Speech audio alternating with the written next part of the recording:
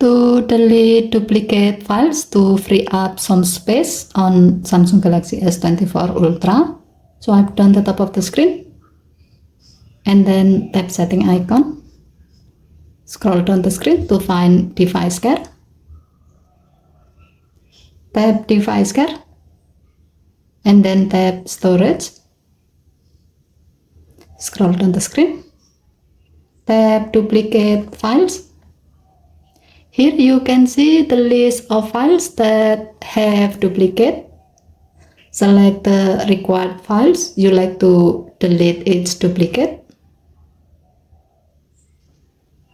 As you are selecting the files, the button to delete the files will count on how many files you select and how many space you will get when you delete the selected files.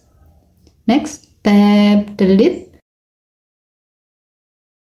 Tap delete again to delete the selected duplicate files and keep the original files.